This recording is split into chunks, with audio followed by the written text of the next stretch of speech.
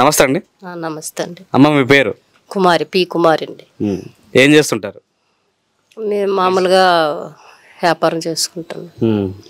జగన్ గారి ప్రభుత్వం ఎలా ఉందంటే ఏం చెప్తారు? చాలా బాగుండదండి.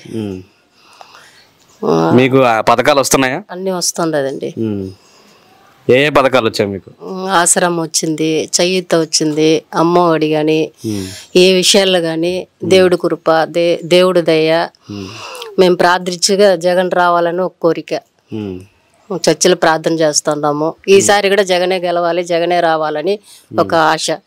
అదే చంద్రబాబు నాయుడు మాకు పసుపు కుంకాలు చెల్లిస్తాననేసి, డబ్బు ఇస్తాననేసి చాలా ఏమార్చి గెలవలేకపోయినాడు. అదే జగను గెలిచారు. ఎందుకంటే ఆయన మాటలు కానీ వెనక అడుగు వేయలేదు. ఎందుకంటే ఆయన మాట నిలబడినాడు. జగన్ మాట నిలబడినాడు. చంద్రబాబు నాయుడు మాట వెనకెళ్ళాడు. అంటే ఎందుకు జగన్కి వెళ్ళాలంటే జగన్ అన్ని పరిపాలన చేసినారు కాబట్టి దేవుడు కృప, దయ, దేవుడు కరుణ. అందుకు జగనే ఈసారి కూడా గెలవాలి, జగన్ అన్న రావాలని కోరిక. మహిళలంతా నాతోనే ఉన్నారు, ఈసారి మహిళలంతా మాకే పట్టం కడతారు అంటున్నారు చంద్రబాబు. ఖచ్చితంగా నేను సంఘాల్లో వివో లీడర్గా ఉన్నాను. దాంట్లో వివో లీడర్గా ఉండి కూడా నేను ఫస్ట్ లీడర్గా ఉండి కూడా నేను పరిపాలన చేసి జగనన్నే గెలవాలని ఒక క్రమంగా మేము అందరూ మాట్లాడుకొని జగనన్నకే మేము వేసాం. చంద్రబాబు అంటున్నాడు మగవాళ్ళు ఓటు వేయకపోతే ఇంట్లో అన్నం పెట్టకండి, ఇంట్లోకి రానియొద్దు అంటున్నాడు కదా. ఆయన అంటే సరిపోతుంది కాదు కదా, మనం అనుకోవాలి కదా, లేడీస్ అనుకోవాలి కదా, ఆడవాళ్ళు అనుకోవాలి కదా. ఆయన మాట్లాడేస్తే సరిపోతుంది కాదు కదా. మేము అనుకోవాలా, మేము మాట్లాడాలా, మేము చెయ్యాలా. కాపురం చేసేది మేము, ఆయన కాదు కదా. అది వాలంటీర్ల పనితీరు ఎలా ఉంది?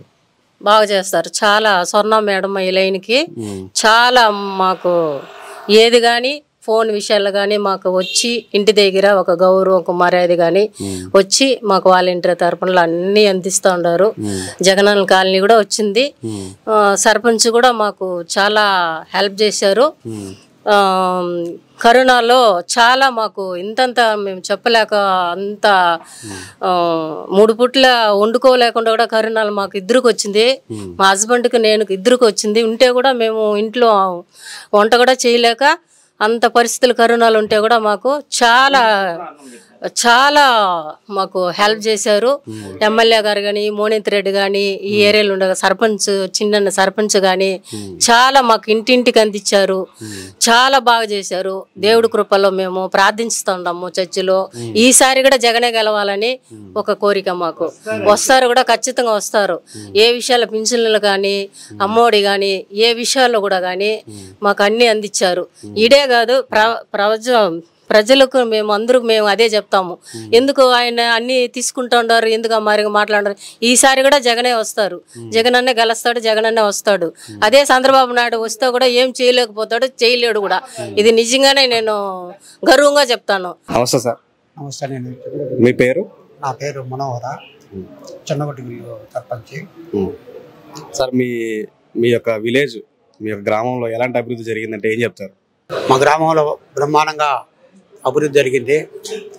అభివృద్ధి అంటే మాకు 60 లక్షలతో సీసీ రోడ్డు కూడా తార్ రోడ్డు వేయటం జరిగింది. పక్కా ఇండ్లు కానీ, జగనన్న సమావేశ మందిరాలు కానీ, గురువ నాడు నేడు ప్రోగ్రాంలో స్కూల్స్ కానీ, అంగన్వాడీలు కానీ, తర్వాత ఇక్కడ చిన్నపిల్లలకు మిడ్ డే మీల్స్, ఇక్కడ పౌష్టికాహారం కానీ, రేషన్ బియ్యం కానీ ఇంటింటికి సప్లై చేయటం కానీ, ఓల్డ్ ఏజ్ పెన్షన్స్ ఇంటింటికి కాడ ఇవ్వటం కానీ, అంగన్వాడీల ద్వారా గర్భిణీ స్త్రీలకు అన్నిటికీ ఇవ్వటం కానీ, ప్రతి ఒక్కటి సంక్షేమ కార్యక్రమాల్లో ఎన్నడూ లేని విధంగా చాలా బ్రహ్మాండంగా చేయటం జరిగింది.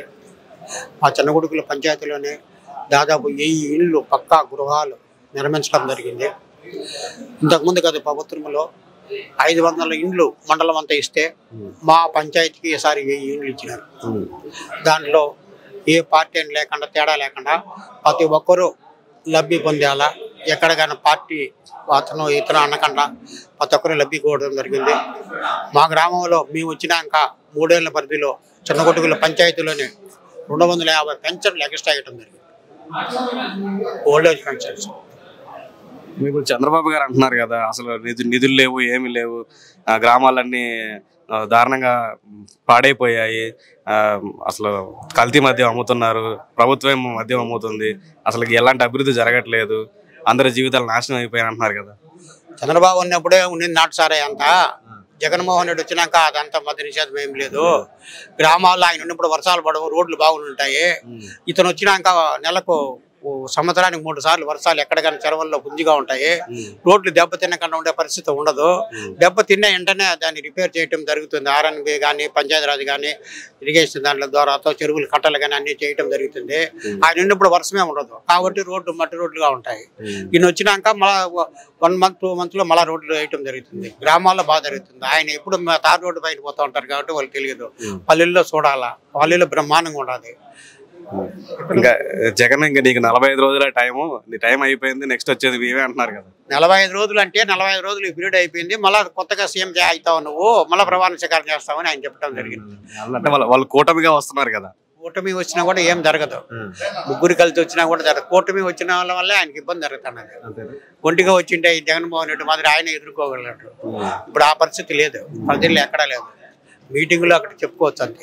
ఇప్పుడు ఎవరైతే పథకాలు తీసుకున్నారో, లబ్ధిదారులు ఎవరైతే ఉన్నారో, ఆ లబ్ధిదారులందరూ ఓటు మారుతుందని మీరు ఎలా అనుకుంటున్నారు? అంటే ఓటు ఎలా వేస్తారని నమ్మకం చెప్తాను. మాకు జగనన్న మాకు ముసలి వాళ్ళకు మాకు అందరికి 3000 రూపాయలు పెన్షన్ ఇచ్చినాడు. ప్రతి ఒక్కటి మాకు నిత్యావసర సరుకులు కానీ మనకు అందరికీ కూడా పంపిణీ చేయటం, ఇంటింటికి బియ్యం వేయటం, వాళ్ళకు వైఎస్ఆర్ ఆసరా కానీ, జగనన్న చేయూత కానీ, ఇక్కడ డాక్రా మహిళలకు కానీ, రైతు భరోసా కానీ ప్రతి ఒక్కటి లబ్ధి పొందినాడు. కాబట్టి వాళ్ళు డైరెక్ట్ వాళ్ళ అకౌంట్లోకి 18 సంవత్సరాలు ఎస్టీ మైనార్టీ మహిళలు కూడా డబ్బు వేయటం జరిగింది.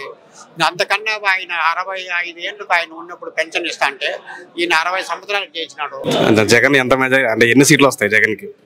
జగన్కి 120 నుండి 130 సీట్లతో గవర్నమెంట్ ప్రారంభిస్తాడు. Thank you.